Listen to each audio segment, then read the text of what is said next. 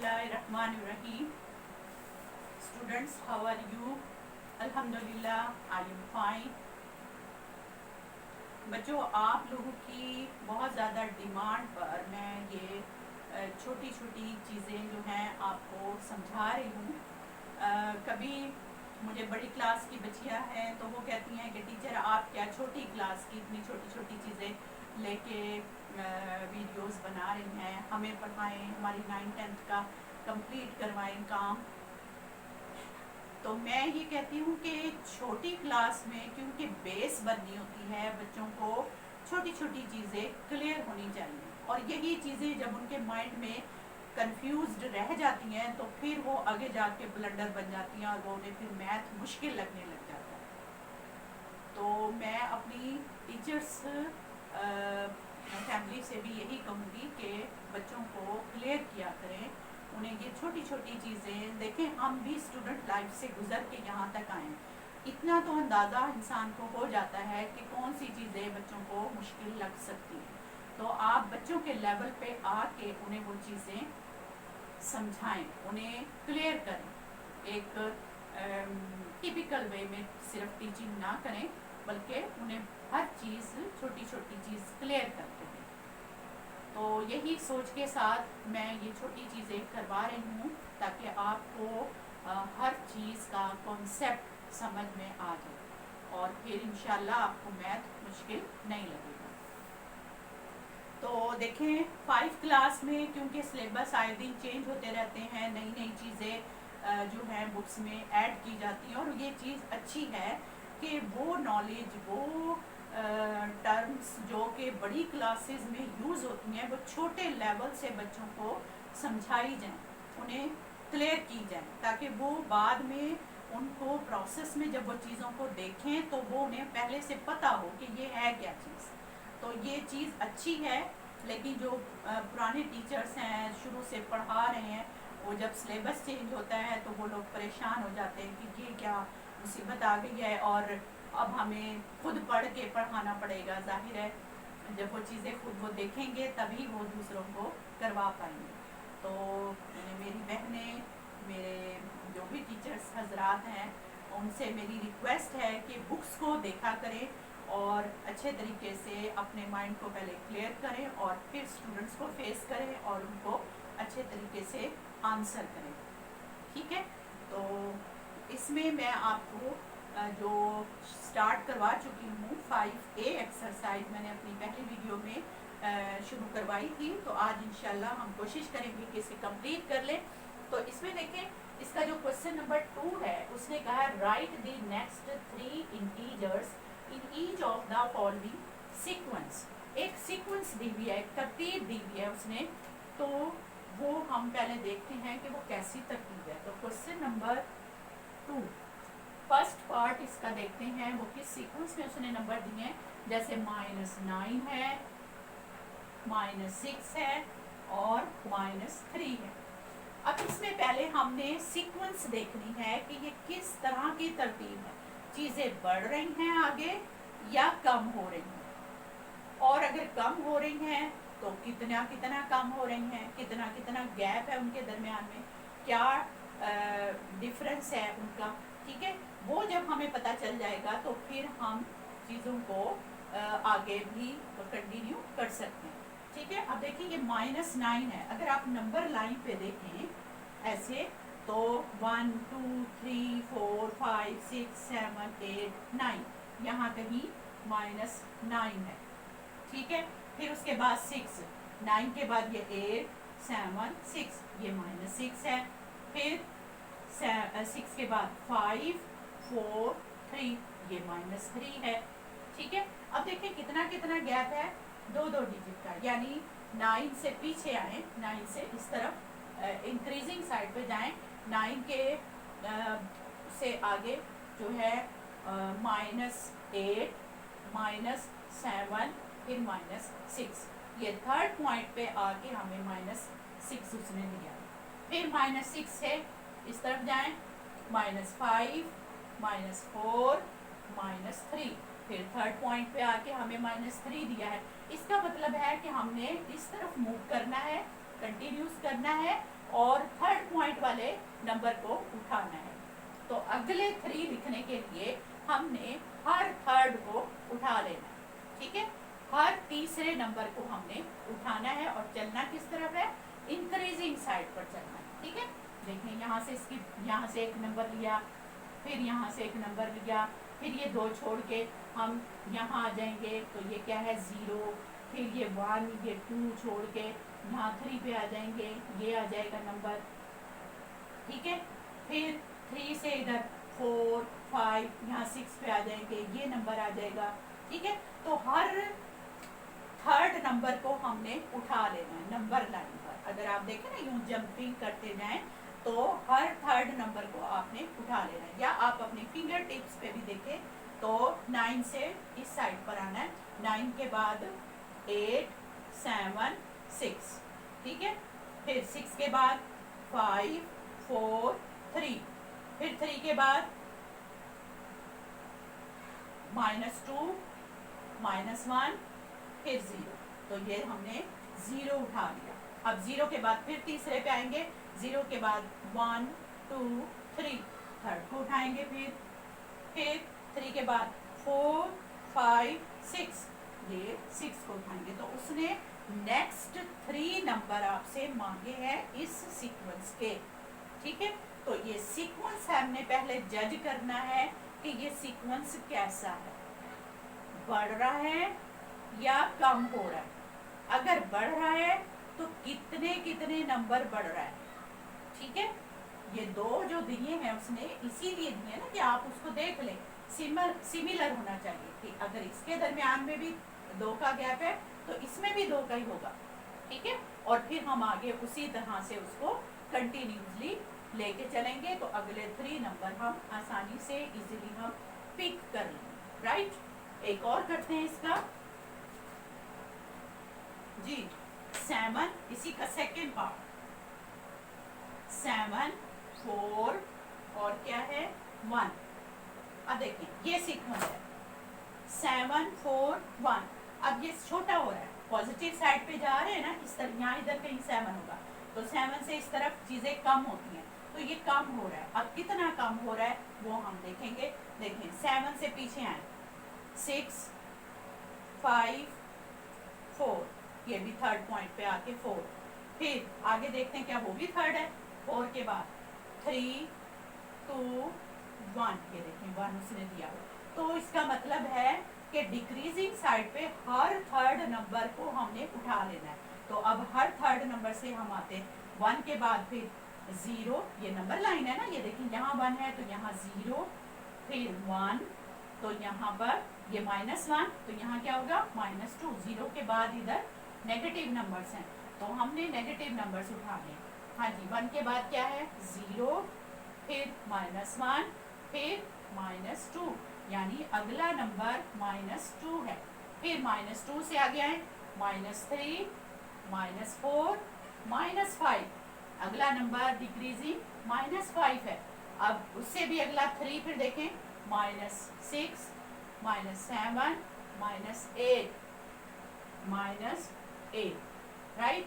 तो हर third number आपने decreasing side पर उठा लेना क्योंकि ये सीक्वेंस जो है वो डिक्रीजिंग है।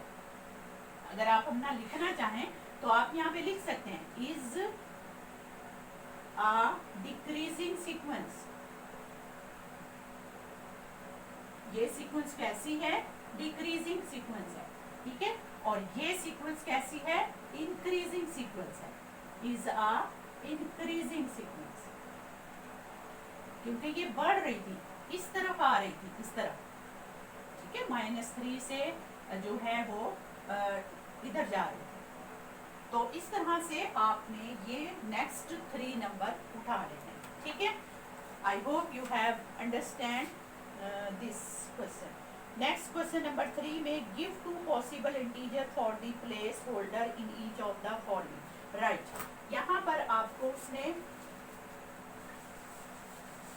साइन दे के वो पूछ रहा है कि बताइए इसके अगले नंबर जो हैं वो कौन से होंगे। क्वेश्चन नंबर 3 जी, लेस देन जीरो, वो कह रहा है less than zero give two possible number. अब जीरो से छोटे दो पॉसिबल नंबर। अब देखें नंबर लाइन पर ये जीरो है, अब इस तरफ इसके सारे नंबर छोटे हैं, तो कोई भी नंबर आप दे सकते हैं, क्योंकि उसने तो ये कहा है ना कि पॉसिबल टू नंबर दे दें, तो कोई भी नंबर अब यहाँ से -1 आप उठा दें, -2 उठा दें, -3 उठा दें, कोई से भी दो नंबर आप लिख सकती हैं, क्योंकि जरूरी नहीं कि तरतीब से, तरतीब में तो जीरो के बाद -1 आता है, फिर -2 आता है, फिर -3 आता है, ठीक है ना। तो कोई भी आप कोई से भी दो उठा के दे सकती हैं, तो आप यहाँ से लिख सकती हैं -2, ठीक है, फिर और उससे भी छोटा -3, these are less than zero, ठीक है। वैसे -1 भी है, वो भी लिखना चाहे तो आप लिख सकते हैं, आप ये भी लिख सकती थी -1 -2 less than zero, this is also right, these are also correct. ये दो नंबर भी लेस देन जीरो हैं, ये दो नंबर भी लेस देन जीरो है, तो कोई से भी आप इस साइड से कोई से भी बीच में से भी उठा सकती हैं, कोई से भी। इसका आंसर तमाम स्टूडेंट्स का सेम नहीं होगा, क्योंकि कोई से भी दो नंबर लेस देन जीरो आप उठा के बता सकते हैं कि these are less than zero.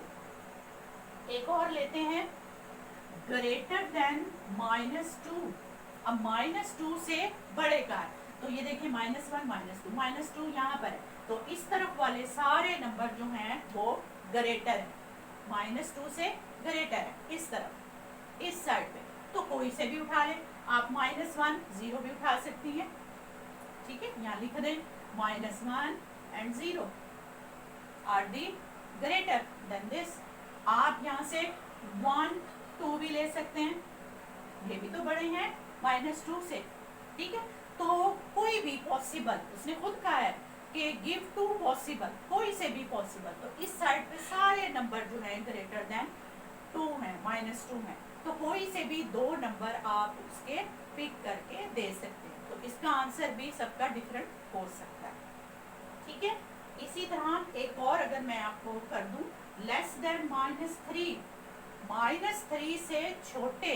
अब देखिए -3 कहाँ है, यहाँ है -3, तो -3 से छोटे इस तरफ होंगे, नंबर लाइन पर इधर छोटे हैं ना नंबर, जैसे जैसे हम दूर जाएंगे ये नंबर छोटे होते चले जाएंगे, तो -3 से छोटे इस तरफ है, तो आप कोई भी ले सकती हैं यहाँ से, -4 -5, these are also the less than -3, right. तो कोई भी दो नंबर आप यहाँ से पिक करके बता सकती हैं, ठीक है। तो ये बहुत ही इम्पोर्टेंट चीज़ें हैं छोटी छोटी, जो कि बच्चों को क्या बड़ों को भी बाज़ औक़ात परेशान करती हैं। मुझसे कुछ मदर्स पूछती हैं, जाहिर है जो छोटे छोटे बच्चे होते हैं उनको अक्सर मदर ही टीच करती हैं, और ये बहुत अच्छी बात है। मैं अपनी कलीग से भी यही बात कहती हूँ कि अपने छोटे बच्चों को खुद पढ़ाएं, क्योंकि छोटा बच्चा का माइंड जो होता है ना बिल्कुल फ्रेश होता है, और वो बहुत सारी चीज़ें सीखना चाहते हैं, तो हो सकता है कि दूसरा जो है उसको सही तौर पे गाइड ना कर सके। तो अगर मदर्स अपने छोटे बच्चों को खुद पढ़ाएंगी तो वो खुद अगर ज़रा मुश्किल कहीं उन्हें पेश आती भी है तो वो अपनी किसी भी टीचर से या अपने से ज़्यादा पढ़े हुए से वो चीज़ें हेल्प लेके समझ के फिर अपने बच्चे को खुद पढ़ाएं। तो इससे देखें आपका बच्चा खुश भी बहुत होगा, और उसको वो उसका माइंड जो है और खुलेगा, वो चीज़ें उसे क्लियर हो जाएंगी, ठीक है। तो छोटे बच्चों को प्लीज़ खुद टाइम दिया करें अपने बच्चों को, इससे आप एक तरह से खुद भी मुतमईन हो जाएंगी, सेटिस्फाई होंगे कि हमारा बच्चा जो है इस सब्जेक्ट में या इस चीज़ में अच्छा काम कर रहा है, राइट जी। ये क्वेश्चन नंबर 3 हो गया। इसका क्वेश्चन नंबर 4 जो है उसने देखें ये एक बात पूछी है क्वेश्चन नंबर 4 में कि -1 1 1 और कितनी दफ़ा है -1 1 1 1, इसमें से कौन सा बड़ा है। अब देखिए बात वही है, कोई भी नंबर नेगेटिव जितना दूर है उतना ही वो छोटा है, क्योंकि इस साइड पे नंबर डिक्रीज हो रहे हैं। तो अब देखें ये कितना इसमें डिजिट्स ज़्यादा है, तो ये कितना दूर चला गया होगा, और इसमें डिजिट कम है तो ये अभी इसके मुकाबले में करीब है, तो इसका मतलब है कि ये छोटा है। तो यूं आप ये साइन सिर्फ आपने लगा देना कि this number is greater than this. ठीक है, वो सिर्फ आपके कॉन्सेप्ट को चेक कर रहा है कि क्या आपको अब डायरेक्टेड नंबर्स की जो उसकी अरेंजमेंट है वो समझ में आ गई है। अगर आप इसको नंबर लाइन पे आके देखेंगे तो आपको ज़्यादा अच्छी तरह से ये चीज़ें समझ आ जाएंगी। अच्छा जी, नेक्स्ट हमारे पास है arrange the following sequence in increasing order. अब फिर वही बात उसने अरेंज करने वाली दी है क्वेश्चन नंबर 5 में, तो वो भी वही सेम है। हम सीक्वेंस देख लेते हैं कैसी हैं। -5 इसका क्वेश्चन नंबर ये कौन सा है 5, तो -5 2 फिर है -3 और ये है 0।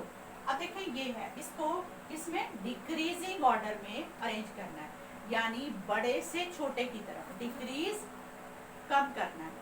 तो बड़ा नंबर इसमें से कौन सा है, तो नंबर लाइन पे अगर आप देखें 0, फिर ये प्लस में है 2, तो ये पॉजिटिव साइड पे है, ये -3, फिर ये -5 ज्यादा दूर है। तो अब अगर आप इसको इमेजिन कर लें या अगर आपके पास टाइम हो तो इसे नंबर लाइन पे लगा लें तो आपको खुद ज़्यादा अच्छे तरीके से समझ आ जाएगा कि इनमें से कौन सा नंबर बड़ा है। ठीक है, 0 से इस तरफ जाएं तो 2 आएगा, तो इसका मतलब है सबसे बड़ा फिर 2 है। तो 2 पहले लिखेंगे, फिर उसके बाद 0, फिर पहले -3 आएगा, ये सबसे आखिर में इधर दूर जाके आएगा, तो इसका मतलब है कि -5 सबसे छोटा है।